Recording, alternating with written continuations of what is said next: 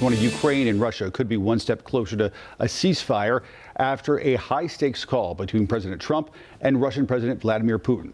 But as NBC's Alice Barr explains, the negotiations are happening without one major player, Ukraine.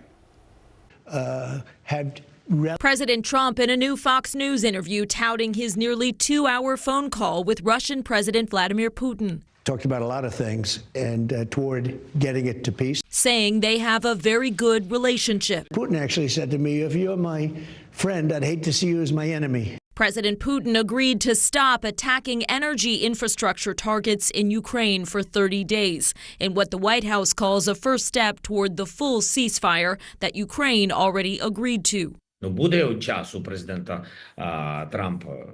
Ukrainian President Volodymyr Zelensky saying he supports any proposal to end the war on his country, but needs more information and does not trust Putin. That, as the Kremlin said, it has a key condition, that foreign military aid and intelligence to Ukraine be cut off. And we didn't talk about aid, actually. We didn't talk about aid at all.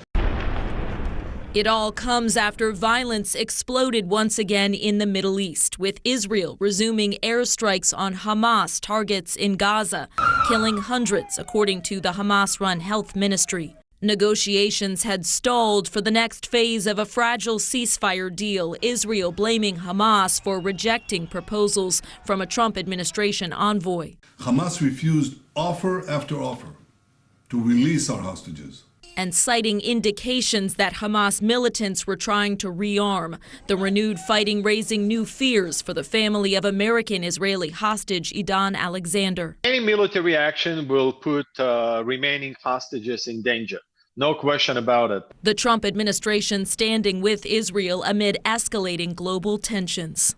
Separately, Supreme Court Chief Justice John Roberts issued a rare rebuke of President Trump's calls for a district judge to be impeached over his attempt to block deportation flights of Venezuelan migrants the Trump administration says are gang members. Roberts saying the impeachment call is not an appropriate response to a disagreement over a judicial ruling, noting that's what the appeals process is for.